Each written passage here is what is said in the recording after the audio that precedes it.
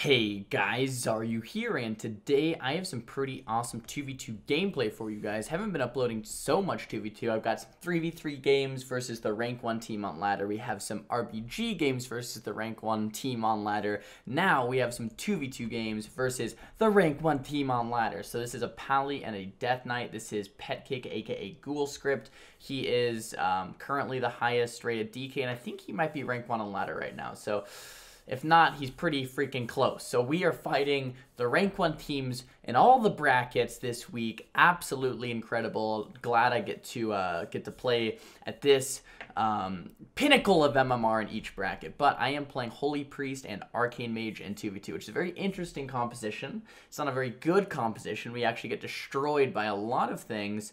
We get annihilated by Demon Hunters. We get annihilated by Resto Druids. Just if you want to snipe us, or if you are playing this comp yourself and you're like, this is not going very well, it doesn't go well for us either into certain compositions. But general strategy, we can actually do two strategies. I'm going to show you guys two games today. One where we're going Paladin a lot, and one where we're going Death Knight a lot. And the difference is, if the Paladin is melee wings, I think it's better to CC him, kill the Death Knight. If the Paladin is double sacrifice, double hand of freedom, then it's very nice to actually just kill the Paladin. So you can do different strategies based on how they're playing, based on the specs they're playing, and stuff like that. But this is an Unholy Death Knight and a Holy Paladin, not a Frost Death Knight. So that's Unholy DK is actually a little bit harder.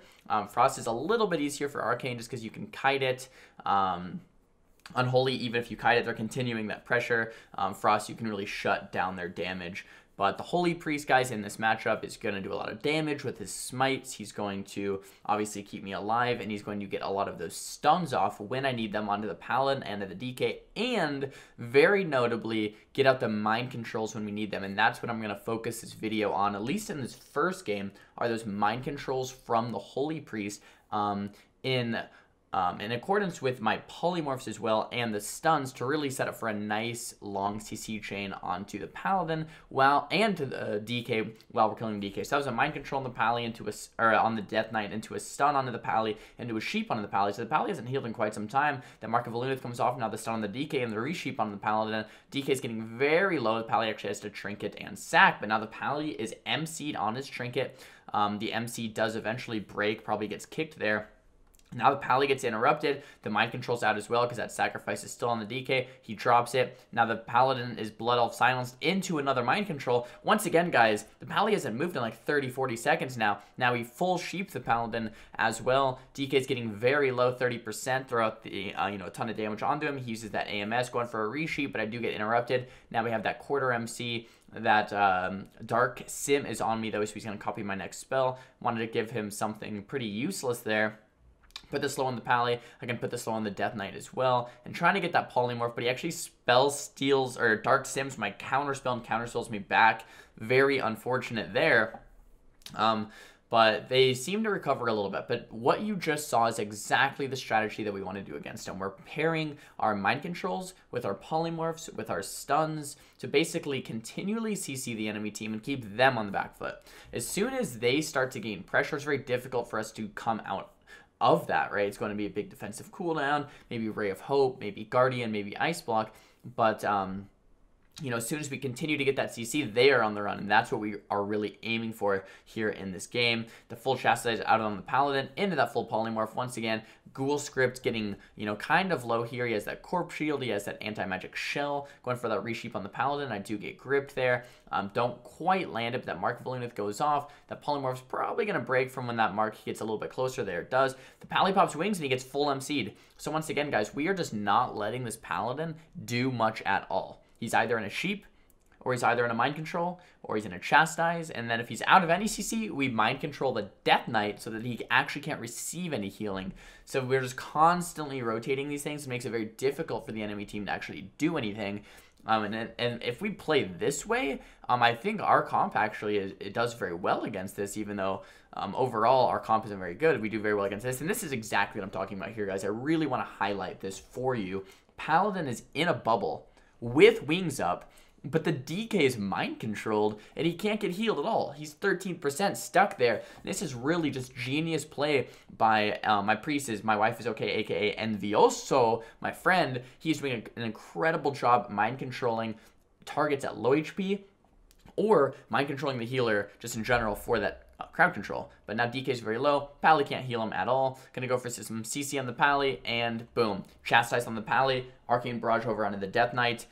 Taking him out with just a ton of CC on the Paladin. Now, this strategy will work if the Paladin uses melee wings. So it's going to be a little bit harder, but it might still work if the Pally is playing double freedom, double sack. But if he's playing double, you can actually kill the Paladin as well. This next game, I'm going to show you a game where we go Paladin just a little bit more, but I quickly want to show you the damage breakdown. I did a little less damage, but my priest did damage as well. Provided, with those stuns, with those mind controls, we actually came out ahead for that kill. Alright guys, so hopping into another one, we're fighting the exact same team here on Blade's Edge Arena, and I think in this game we play a little bit of a different strategy. We're going to go for, stuns onto the Paladin, lockouts onto the Paladin, Blood Elf Silences onto the Paladin, and we can go for a kill on the Paladin, or we can actually go ahead and CC the Paladin and go for damage on the Death Knight as well. And we might do a little bit of both here in this game, depending on just how they're playing, depending on the Paladin spec, stuff like that. So the Pally is playing melee wings once again, so I could definitely choose to CC him and kill the Death Knight, and that's probably what I start out doing in this game.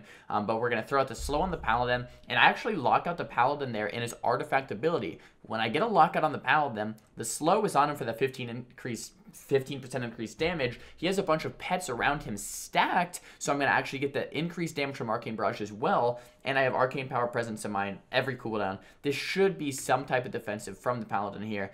The stun comes out as well. So much damage comes out, and we do get the Paladin's trinket there. Now we mind control him on his trinket and jump him off the map, or try to at least, but the mind control gets interrupted. So mind controls are phenomenal on the Paladin when he pops those melee wings. We already got both trinkets. DK popped his Gargoyle. Haven't had to use anything majorly defensive quite yet. The Hammer of Justice comes out on the me. Gets dispelled instantly. Keeping the slow up on the Pally for that increased damage. This is a great map for us because we can mind control them off the edge of the bridge pretty much as we want. Now my Priest gets gripped in.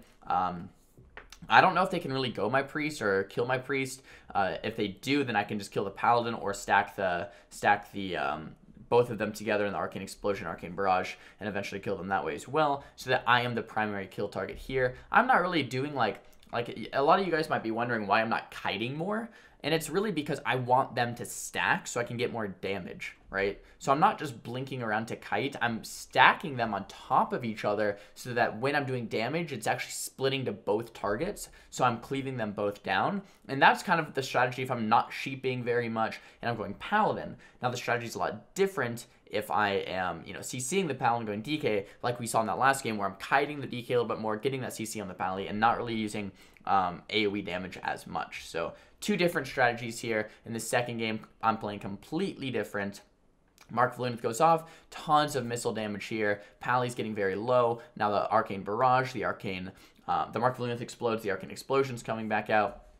And really, what we want to keep an eye on for, guys, is Arcane Power in 26 seconds, Presence of Mind available, Pally no trinket, and he's in his stun, he's in a ton of trouble. If we can lock out the Paladin, he's pretty much dead. The only cooldown he has to save himself is Bubble, right? And we have a Priest for Mass Dispel, so we can MD it off and still kill him through. And on top of that, if we get a lockout, he can't Bubble anyway. So this Pally's pretty close to dead if we line up this kill exactly right, and that's not exactly easy to do. Now, Ghoul Kick actually Dark Simmed the mind control, tried to mind control me off and then jumped himself off.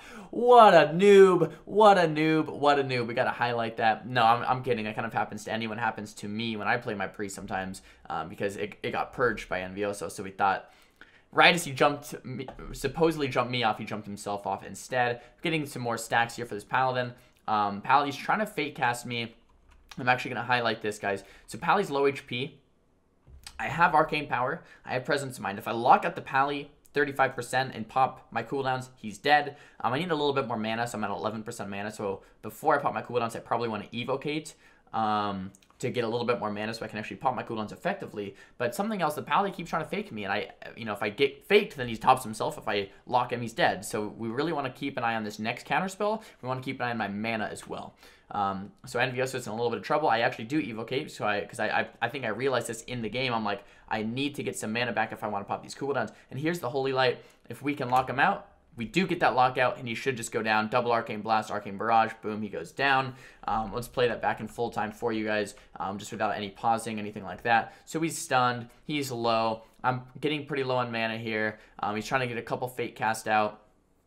Doesn't quite fake me, get that evocate off. He casts right there, boom, lock him out, get the arcane power, the presence of mind, kill the paladin, boom. So that's how paladin kills can happen. If he gets that bubble off, the game goes a little bit longer, but then we can kill him anyway.